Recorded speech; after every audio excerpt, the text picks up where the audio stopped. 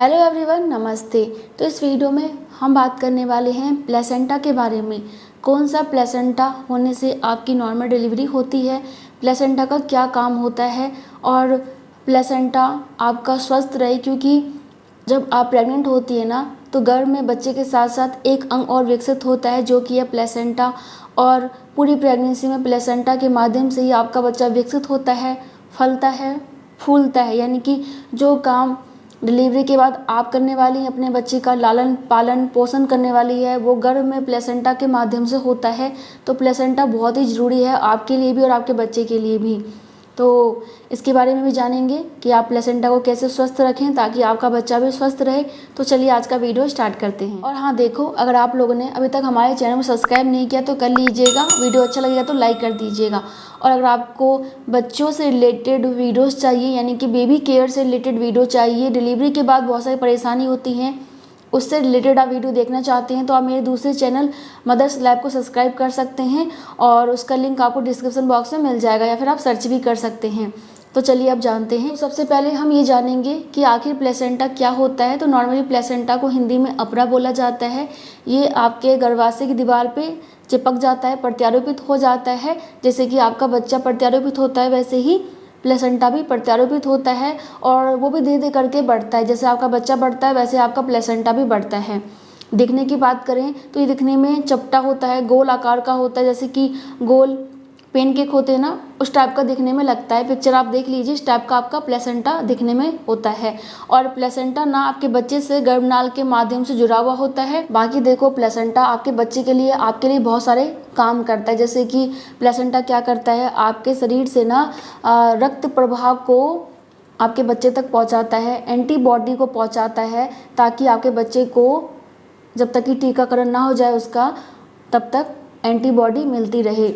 इसके अलावा आपके बच्चे के शरीर से ना विशिष्ट पदार्थ यानी कि कार्बन डाइऑक्साइड वगैरह को आपके शरीर तक लाता है। और ये क्या करता है कि आपके शरीर से ना आपके बच्चे तक ऑक्सीजन पहुंचाता है, ग्लूकोज पहुंचाता है, जो भी ज़रूरी पोषक तत्व होते हैं वो सब आपके शरीर से लेके आपके बच्चे तक पहुंचाने का काम करता है। इसके अलावा प्लेसेंटा आपके बच्चे तक ऑक्सीजन पहुंचाता है, पानी पहुंचाता है, और ऐसे हार्मोन्स का विकास करता है, ऐसे हार्मोन्स को बनाता है जो कि आपके बच्चे के विकास के लिए, आपकी प्रेगनेंसी के लिए बहुत ज़रूरी होते हैं। तो प्लेसेंटा तो बहुत सारे काम करता है। और हाँ देखिए, प्लेसेंटा ना प्रेगनेंसी के लगभग 10वें सप्ताह के आसपास से आपके बच्चे को पोषक तत्व देने का काम करता है। उससे पहले आपका बच्चा योग सेक में रहता है, यानी कि पित्तक की थैली में रहता है, तो उससे बच्चे को पोषक तत्व मिलते हैं। लेकिन 10वें सप्ताह के बाद से ये जिम्मेदारी प्लेसेंटा की आ जाती है। अब मैं आप लोगों को एक पिक्चर दिखाऊंगी जिसमें कि आप प्लेसेंटा की भूमिका को बहुत ही अच्छी तरीके से समझ पाएंगे।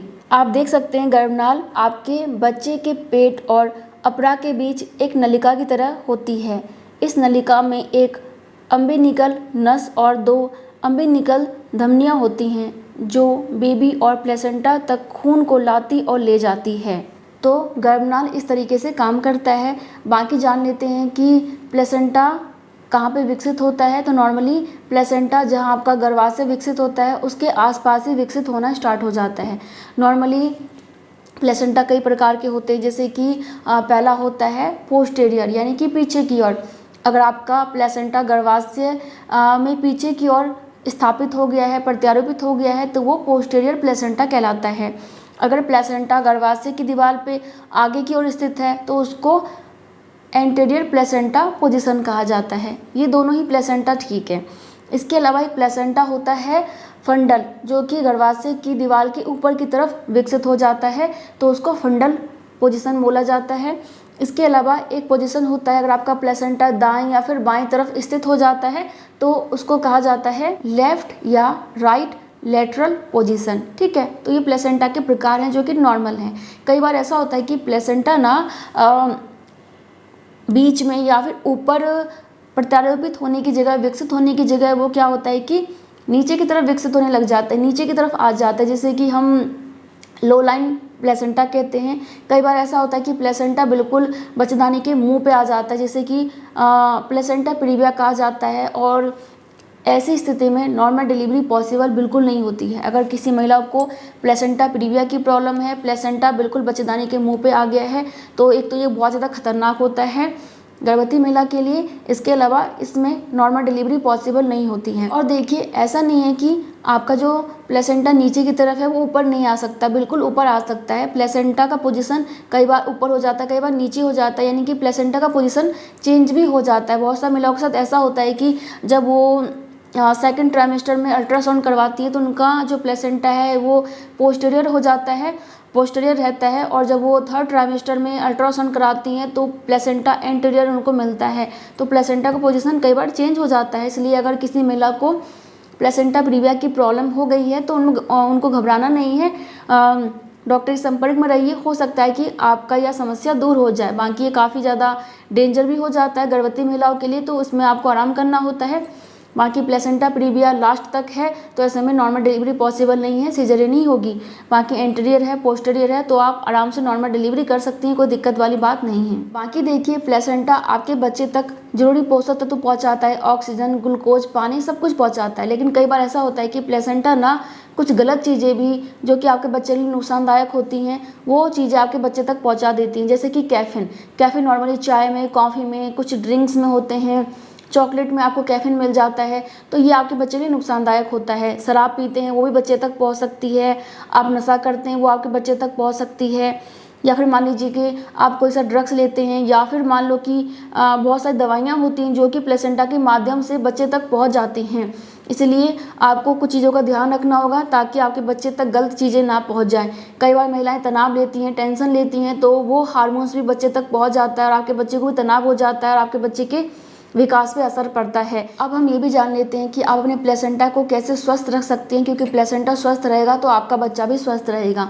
तो देखो जी, प्रेगनेंसी के दौरान ना बहुत सारे टीके लगवाने होते हैं, तो डॉक्टर से पूछ के सभी टीके लगवा लीजिए, क्योंकि कुछ वायरस ऐसे होते हैं जो कि प्लेसेंटा के माध्यम से आपके बच्चे तक पहुँच जाते हैं, जैसे कि रूबेला हो गया, चिकन पॉक्स वगैरह हो गया, और ये आपके बच्चे को नुकसान पहुँचा सकते हैं। डिलीवरी के बाद बच्चे को काफ़ी ज़्यादा गंभीर जन्म दोष होने का खतरा हो सकता है।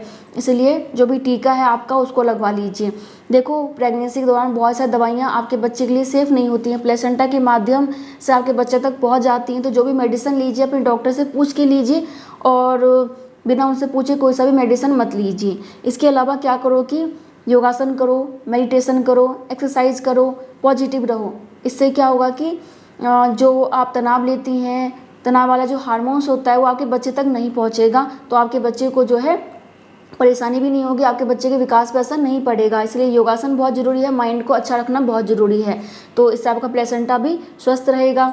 इसके अलावा स्वस्थ खान पान रखिए, आपको जो भी खाना है हेल्दी खाना है, हेल्दी चीज़ें खाएंगी तो वो आपके बच्चे तक ज़रूर पहुँचेगा, क्योंकि प्लेसेंटा हेल्दी रहेगा तभी आपका बच्चा हेल्दी रहेगा। तो हेल्दी खाना बहुत ज़रूरी है, तो हेल्दी खाइए। इसके अलावा ज़्यादा मीठा, तला भुना, मसाले वाला खाना मत खाइए, क्योंकि आपके बच्चे के लिए, प्लेसेंटा के लिए ठीक नहीं होता है। बाकी देखो, प्रेगनेंसी के दौरान बहुत सारी महिलाओं को बहुत सारी समस्याएं हो सकती हैं, जैसे कि किसी को डायबिटीज़ की, किसी को बीपी की प्रॉब्लम हो सकती है, किसी के थायराइड की प्रॉब्लम हो सकती है। तो अगर किसी महिला को हाई ब्लड प्रेशर की प्रॉब्लम है तो ऐसे में आपको आपके डॉक्टर के संपर्क में रहना चाहिए, क्योंकि अगर आपको हाई ब्लड प्रेशर की प्रॉब्लम है तो इससे प्लेसेंटा से जुड़ी समस्याएं होने का खतरा होता है। तो वो आपको डॉक्टर के संपर्क में रहने से ही पता चल पाएगा कि प्लेसेंटा कितना स्वस्थ है और आपका बीपी कितना कंट्रोल में है। बाकी वीडियो पसंद आया तो लाइक कर दीजिएगा। मैं मिलती हूँ नेक्स्ट वीडियो में, तब तक के लिए bye bye, thank you so much, नमस्ते।